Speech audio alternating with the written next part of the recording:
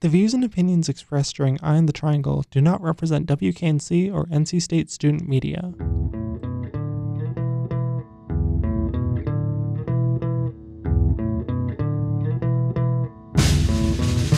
Your dial is currently tuned to Eye on the Triangle on WKNC 88.1 FM, HD1, Raleigh. Thanks for listening.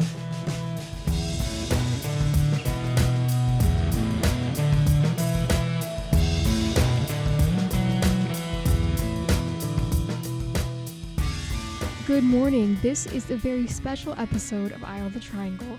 As many of you know, President Biden and Vice President Harris came to visit Raleigh 2 weeks ago to discuss affordable health care.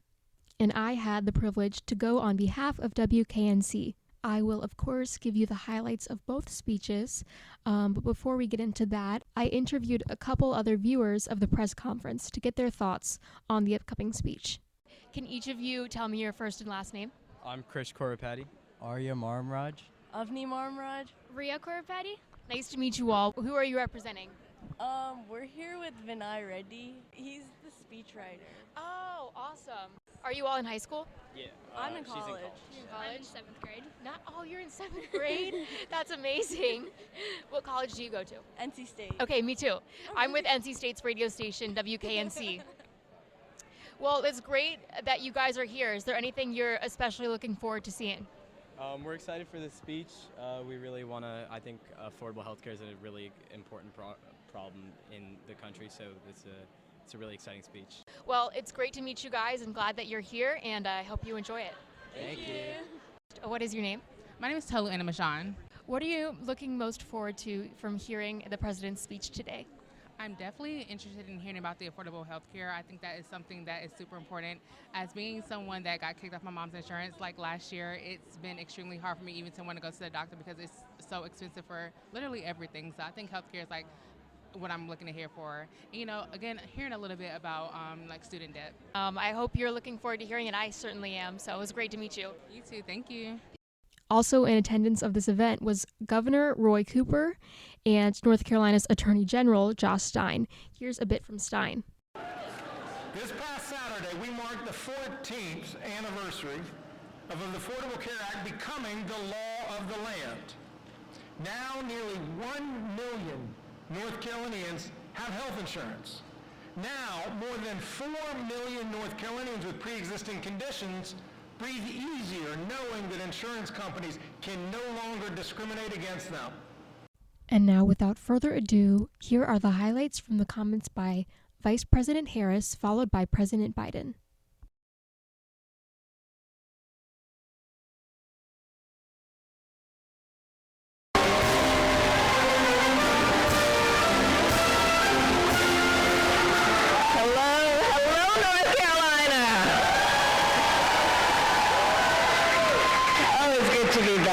Good to be back. Please have a seat, everyone. Please have a seat. So we here agree that access to health care should be a right and not just a privilege of those who can afford it. Yes. And guided then by that fundamental belief, over the past 3 years, President Biden and I have made health care more accessible and more affordable for millions of Americans. We cut the cost of prescription drugs for millions of seniors. We expanded access to Medicare and Medicaid. We made the largest investment in youth mental health in history.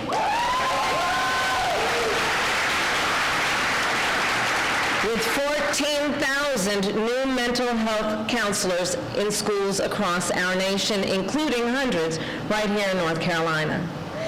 And we strengthened the Affordable Care Act so that today, more Americans have health care coverage than ever before in the history of our country. We have also taken on the crisis, the health care crisis of maternal mortality.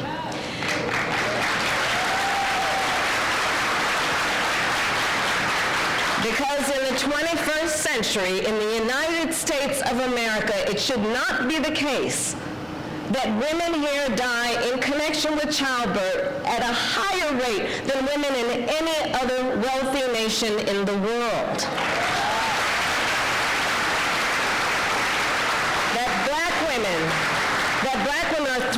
times as likely to die in connection with pregnancy. Native women twice as likely to die in connection with pregnancy. Rural women 1.5 more times as likely to die.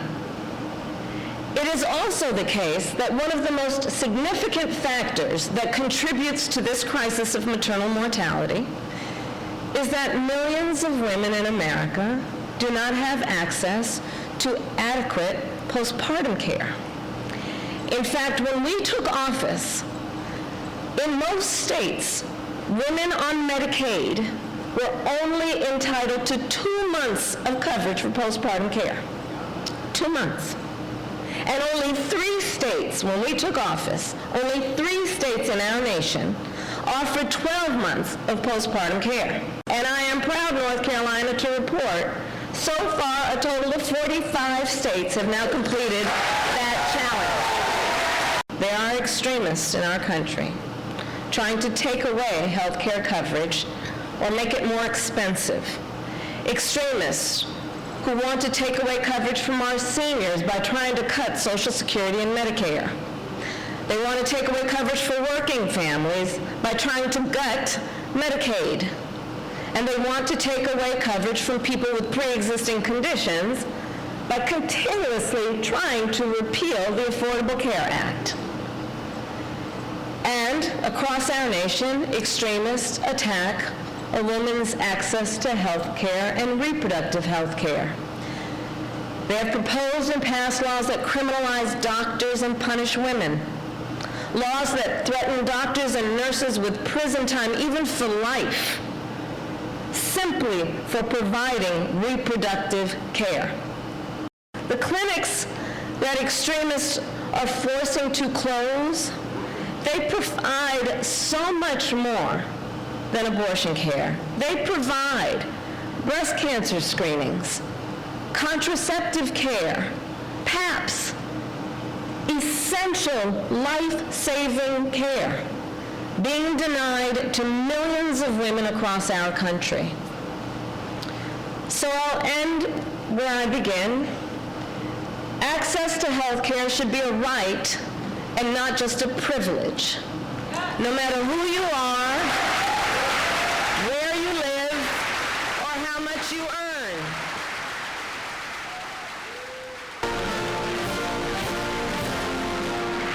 Hello, Raleigh.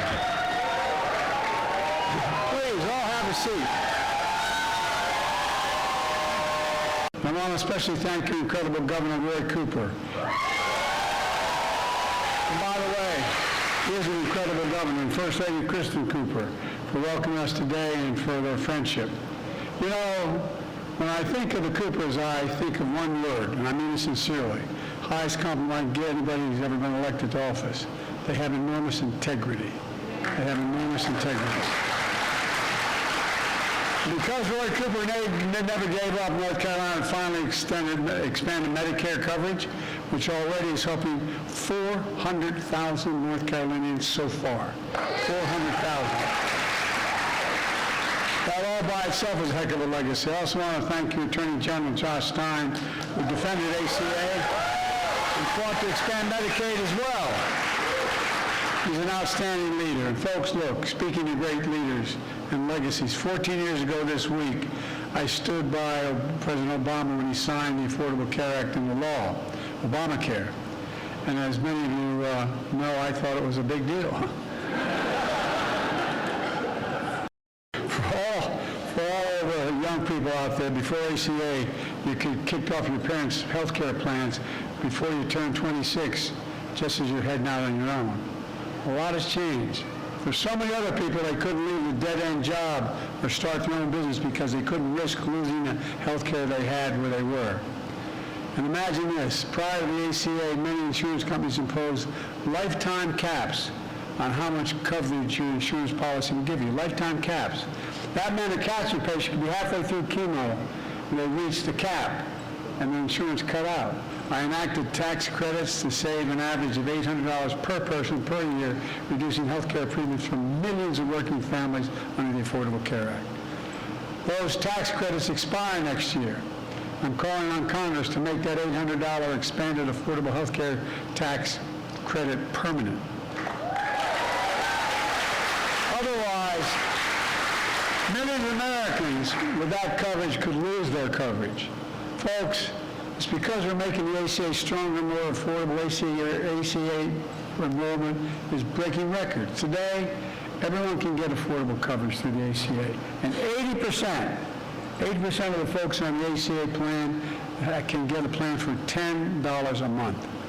MAGA Republicans in Congress just proposed a plan to get rid of the power of Medicare to negotiate lower prescription drugs, which could drive the cost of insulin back to $400 a month instead of $35 for seniors, and so much more. They plan to slash Medicaid as a result. They can close out 100 rural hospitals, hundreds of rural hospitals. You know how these rural hospitals make it? They make it because of the health care plans that are made available through the ACA. That's how they can afford to stay open. So many across the country, rural plants are closing because they couldn't keep them open. They couldn't afford to stay open. The Republican plan would deny millions of seniors with diabetes access to quality long-term care they get now under Medicaid. That includes 30 million children who now have access to Medicaid. They'd be at risk of losing that coverage as well.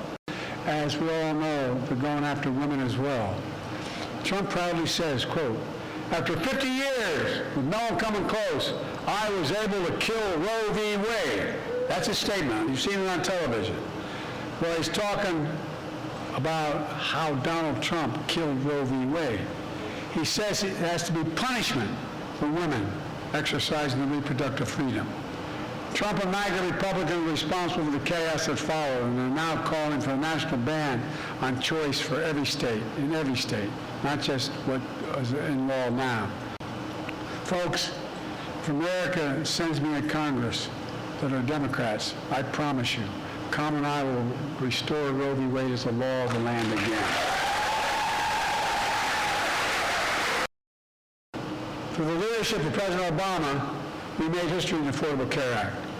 While there are those who want to take us back in time, all of us together are determined to move us forward. And here's the future I see. I see a future where we defend democracy, not diminish democracy. I see a future where health care is a right, and we restore the freedom to choose and protect the freedoms and not take it away. I see a future where the middle class finally has a fair shot and the wealthy begin to pay their fair share. Folks, you notice leading economists aren't making much fun of Bidenomics anymore. They're thinking maybe it works to build from the middle out and the bottom up. The wealthy can still be very wealthy. You know how many billionaires there are in America? There's now 1,000 billionaires. You know what their average tax they pay? Federal tax? 8.2%. Anybody want to trade with the billionaire tax rate? Well, guess what? If they just paid 25%, it's not the highest bracket by a long shot. 25%, you know what that would do? That would raise $400 billion over the next 10 years. Imagine what we could do with that. We could fundamentally slash the federal deficit. We could make sure there's home care available. We could do so many things consequential, including finally making sure that we take care of Ukraine from that butcher Putin. Look, I see a future where we save the planet from the climate crisis and our country from gun violence. Above all, a future for all Americans. We're a country of all Americans. And I'll always be president for all Americans. I've never been more optimistic about our future. And I know I'm only 40 years old. Times 2 plus 1. Look, we just remember who in God's name we are. I mean this sincerely. I'll end with this. We're the United States of America. You know, I'm serious. We're the United States of America. We're the only country in the world that's come out of every crisis stronger than we went in. The only country in the world. There's nothing beyond our capacity when we act together. Not a single thing. This is the United States of America. Let's get together and get it done. God bless you all. And may God protect our troops. Thank you, thank you, thank you.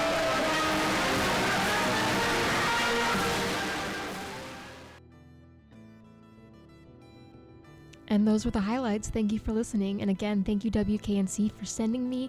It was a once-in-a-lifetime opportunity and privilege. And happy Monday. This has been Ellie with Eye on the Triangle.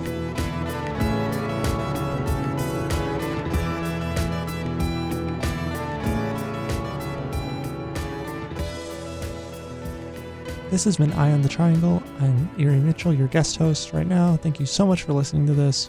You can listen to back episodes of Eye on the Triangle at wknc.org/podcast under Eye on the Triangle, or just any of the other podcasts we have on WKNC. Thank you so much.